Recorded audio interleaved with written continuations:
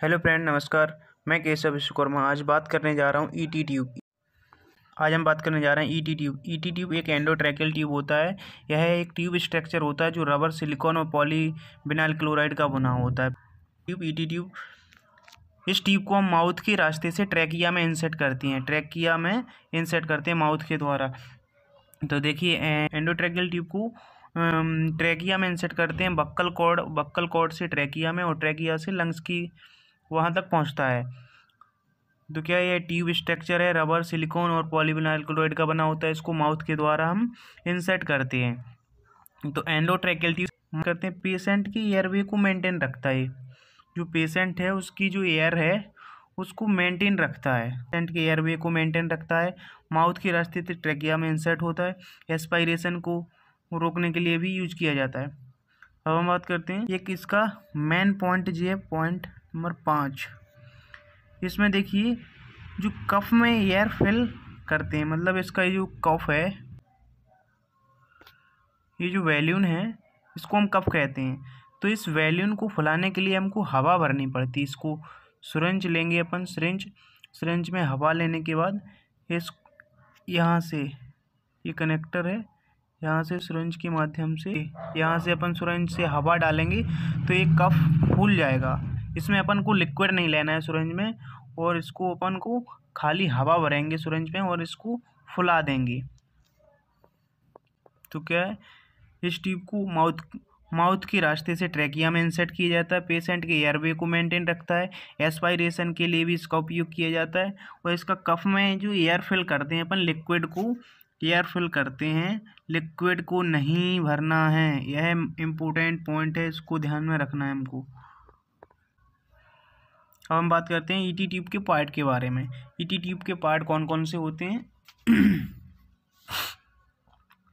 तो पहले हम फ्रंट से बात करते हैं। फ्रंट जो टिप कहते हैं अपन इसको, टिप तो इसको अपन टिप कह लें या फ्रंट की, तो इसको वेलवेट टिप कहते हैं, जिसको हम इंसर्ट करते हैं। सबसे पहले इंसर्ट होगा कौन सा? Velvet tip. वेलवेट टिप के आगे की ओर एक छिद्र दिख रहा है, ए छिद्र जो दिख रहा है ब्लैक, ये जो छिद्र दिख रहा है इसको अपन मर्फी आई कहते हैं, मर्फी आई। और यह वैल्यून फूला है, क्या ये वैल्यून सा फूला हुआ है, इसको अपन कफ कहते हैं। ये कफ है। और ये ट्यूब को यहाँ से यहाँ तक इंटरनल और आउटरनल डायमीटर होता है। इस पर ये देखिएगा लिखा हुआ है, सब मेंशन किया गया है, इंटरनल और आउटर डायमीटर। और एक और आगे आपको सफ़ेद लाइन दिख रही है, ए पूरी ईटी ट्यूब में रहती है। इसको रेडियो ऑप्टिक लाइन कहते हैं। इसका यूज क्या होता है? जो हम एक्सरा करते हैं तो ये रेडियो ऑप्टिक लाइन जो होती है उसमें दिखाई देती है हमको, तो हमको पता चलता है कि हमारे ट्रैकिया सही जगह पर, सही लोकेशन में डली है। और ये ऊपर देखिएगा, इसको 15 mm का कनेक्टर होता है, इससे अलग अलग डिवाइस कनेक्ट कर दी जाती हैं। और इसकी बात करते हैं अपन सेल्फ सीलिंग वॉल्व। इसको एक वॉल्व है, यहाँ से अपन सिरिंज से इसको हवा भरेंगे तो ये कब फूल जाएगा। सेल्फ सीलिंग वॉल्व में अपन सिरिंज लगा हवा भरकर इसमें अपन भरेंगे तो ये कब फूल जाएगा। और इसके ऊपर ये देखिएगा, एक वॉल्व सा ग्रीन कलर का वॉल्व दिख रहा है, ये फ्लैट वैल्यून है, ये प्लेट वैल्यून। इसका वर्क क्या होता है? प्लेट वैल्यून का वर्क, इससे हमको ये पता चलता है कि अंदर हमारा जो कफ है, कफ फूला है। अगर ये प्लेट वैल्यून फूला हुआ है तो ये समझ लीजिएगा कि अपना जो कफ है वो सही है।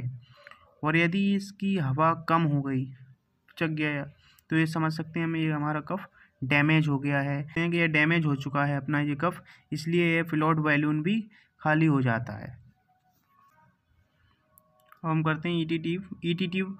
अगर हम किसी कारण से ईटी ट्यूब को इंसर्ट नहीं कर पा रहे हैं, या एक्सीडेंटल केस है, या माउथ में कुछ और समस्या है, तो हम इस केस में हम इसको अपन किस माध्यम से यूज करेंगे?